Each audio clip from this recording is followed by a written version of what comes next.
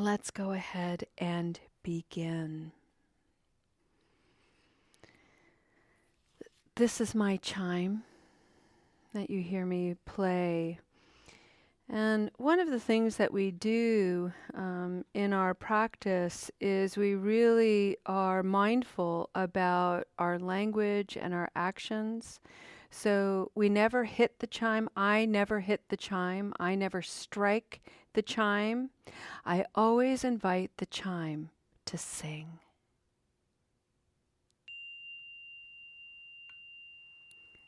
Welcome, everyone.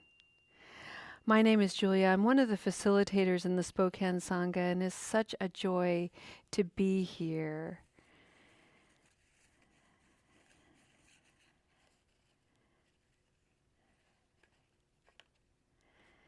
And I'd like to share with you a sentiment of metta, loving kindness.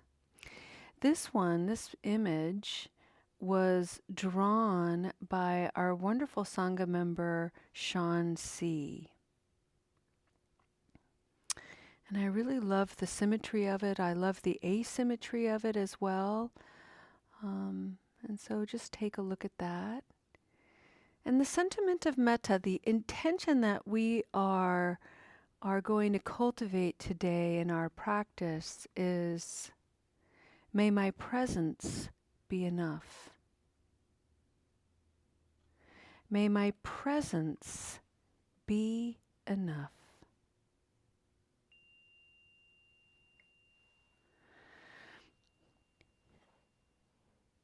For the month of February in the Spokane Sangha, we have been exploring a Buddhist principle called the Four Limitless Qualities. There are many more limitless qualities, generosity, patience, to name two, but there are four primary ones that you'll often encounter in various Dharma talks, and they are the cultivation of loving kindness, maitri, compassion, karuna, joy, appreciative joy, mudita. And then an unusual word, one that we don't often use, and that is the limitless quality of equanimity, upeksha, in the Pali language. And I really like a synonym, and you've heard me talk about it this week, of inclusivity as another word for equanimity. And this is our capacity to allow space, to actually create space for the good, what we judge to be good, the negative, the neutral, to be in our awareness, to maybe even be in the embrace of our acceptance. And we're not accepting because things are so okay. We're simply accepting because that is what's present. So, for example, what's coming alive for me right in this moment as I think about this is a sense perception. The sense perception that's arising is the sense of smell. And so in our day, we will encounter scents that we find very pleasant, scents that we find noxious, and scents that are like, it's neutral. We don't even smell anything. And so it's our capacity to be with all of it with some measure of balance, some measure of harmony. So for instance, when we smell something pleasant, what is the reactivity in your body? Are you drawn toward it? Do you just want more of it? Can you break free from it? Do you find craving in it? Like, ooh, I've got to have that scent. I've got to have a bowl of that soup. I've got to have that perfume. I've got to have that bouquet of flowers. Ah, what is that smell? Or is it more of a scent that you're struggling with, something that is stirring up a whole lot of aversion? You just stepped in dog dew. Ugh. Gross. There is a chemical smell. What do? Do you run away? Do you freak out? Does it ruin your whole day? Do you keep talking about it as if that smell is still with you, even though it's long gone in your life? And then likewise, when scents are neutral, are you even aware? Oh, there's nothing going on here. It's neither good nor bad. I'm just present. Something to think about. And we work with this inclusivity, friends, not to get it perfect. It's not about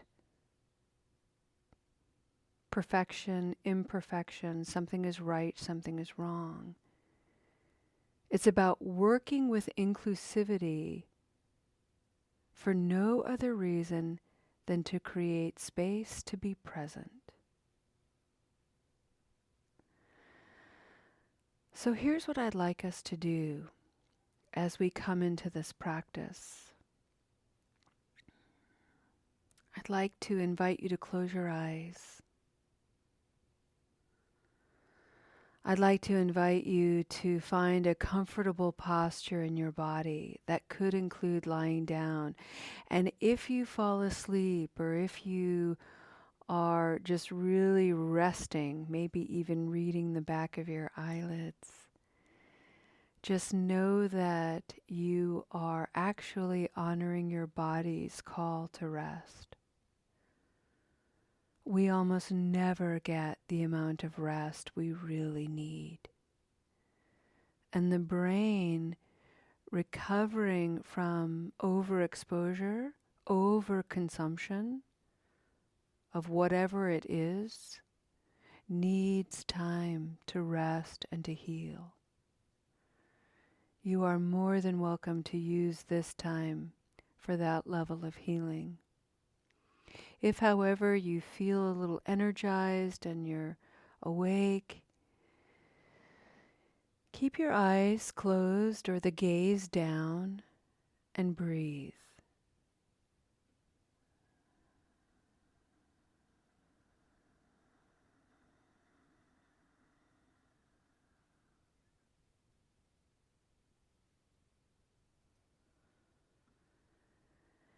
It is said that the true nature of every human being possesses the limitlessness of loving kindness, compassion, joy, equanimity, patience, generosity, care. You already have it within you. It is an incorruptible resource, an incorruptible wellspring, always available.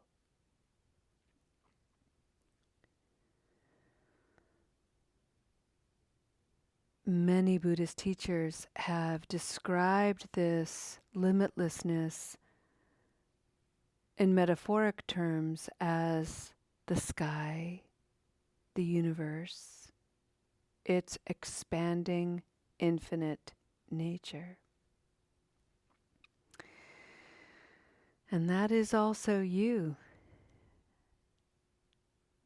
And being a human being, however, has conditioned us with layers and layers of distortion and obscurity, habit, perspective, belief, things that we've adopted from our ancestors, things that we've simply picked up from our society. So it takes time, patience, and practice to peel away those layers and look at them. And as we're peeling away these layers, we look at them with as much neutrality as possible without judging, oh, here's a good layer. Oh, here's a bad layer. Oh, here's a really terrible layer. Ooh, Here's a layer that I can be really proud of.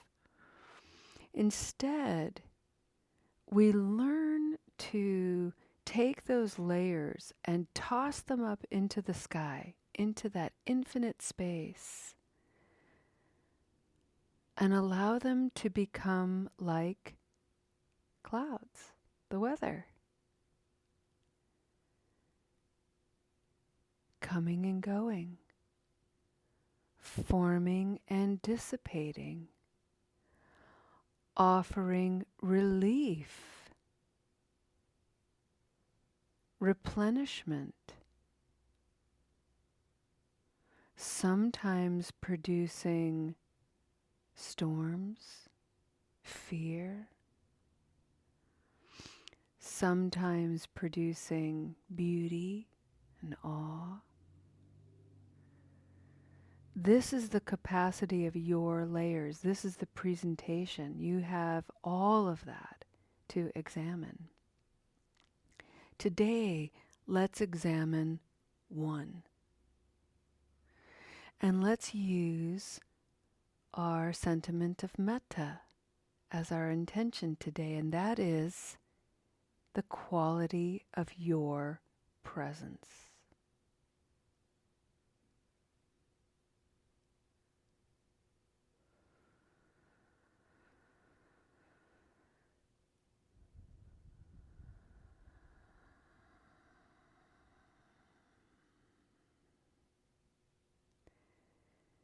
And in the first few seconds of this reflection, notice your attitude and the thoughts that are already arising. And notice if the first thing that came to your awareness was, oh yeah, I need to work on my presence. I'm not very good at that. And just smile at our propensity to be so hard on ourselves. Golly, we can barely catch a break before we're putting on more demands.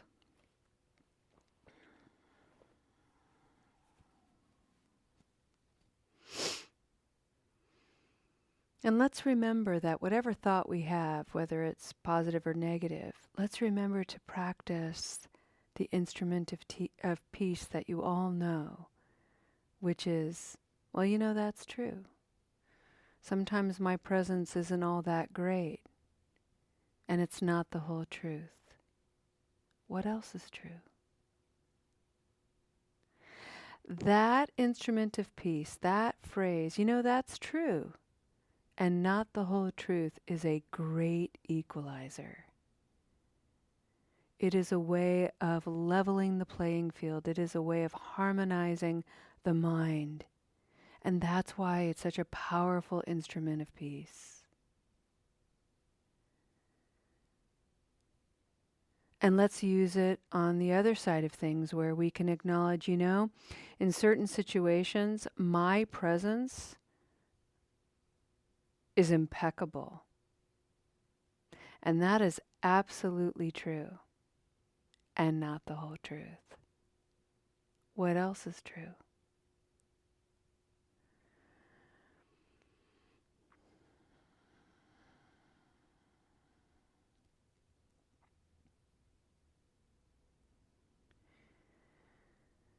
In the next few moments of silence together, I'd like to invite us to contemplate a couple of questions. One is, how do you define being present?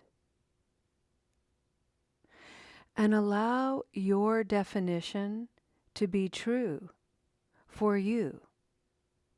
And to recognize it's probably not the whole truth, but that doesn't matter. Allow it to be true for you. Allow whatever is coming forward to be your inner wisdom trying to get your attention. How is my presence?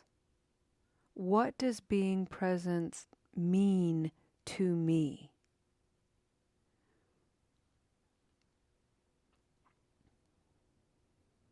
That's the first question.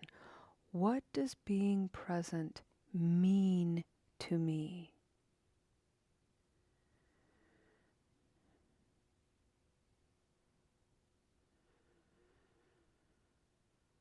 Second question.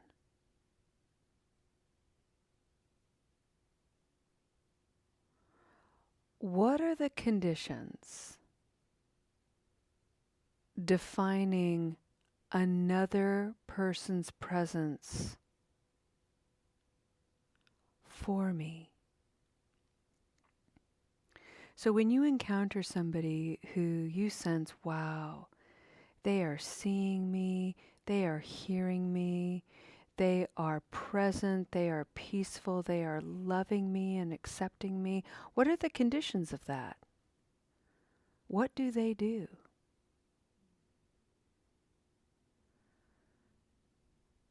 Can you identify qualities in another?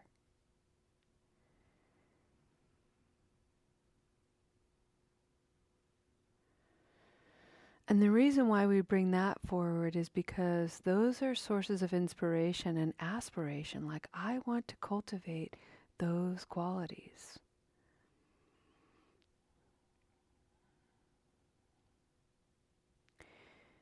Third question. What are the conditions where someone is trying to be present to me and it ain't working? Because remember, friends, at the end of the day, what we see in others, we possess in ourselves. And so when we can identify those qualities in others, then we can bring them in toward ourselves and work on them, heal them. Rather than judging another person, rather than blaming the other person for their inability to be present, or by exaggerating and distorting another person's impeccable ability to be present, these are just mirrors for ourselves. These are the ways that I'm impeccable. These are the ways that I fall short of my definition of what it means to be present.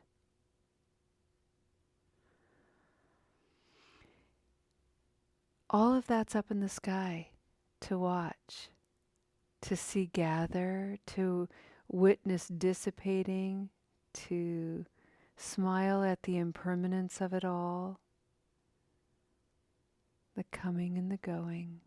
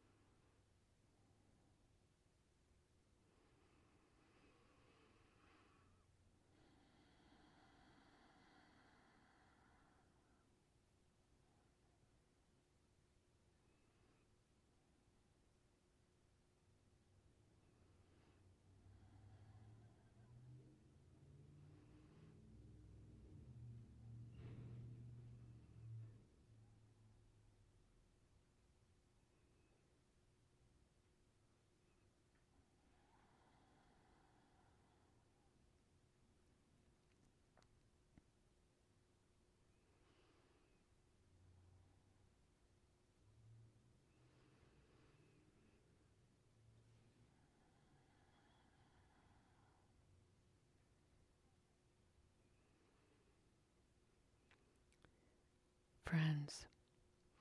As we take a step toward the conclusion of this practice, I'd like to plant a seed of awareness, and that is to speak to that part of your personality that is very human. I'm going to speak of myself, and that is within my personality is a very striving, high achiever type. I want to get a gold star. I want to get the A. I want to do things right. And that means I have this idea sometimes in my head of like, oh, if I'm not being present 100% of the time, then I'm doing something wrong. And I really don't think I'm unique. I think this is a very human quality.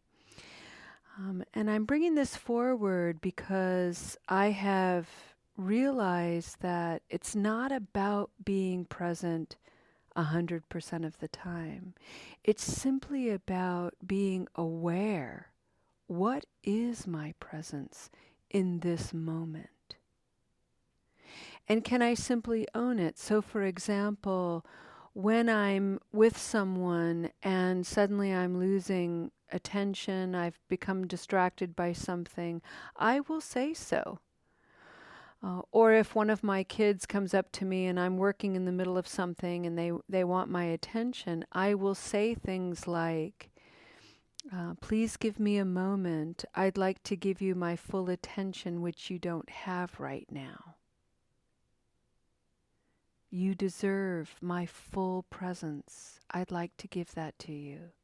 I need 2 minutes. Whatever comes forward. And so it's that awareness that our presence, it really does come and go, and that's the nature of it. And the practice is to cultivate spacious, open, harmonious awareness. That's the practice.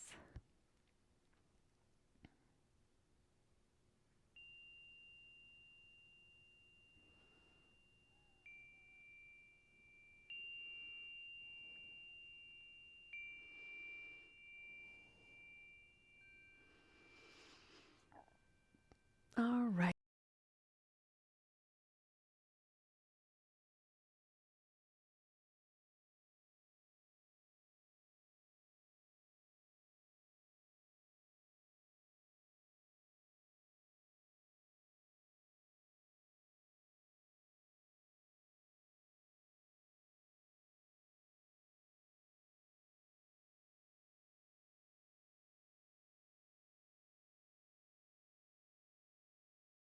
I think we got it.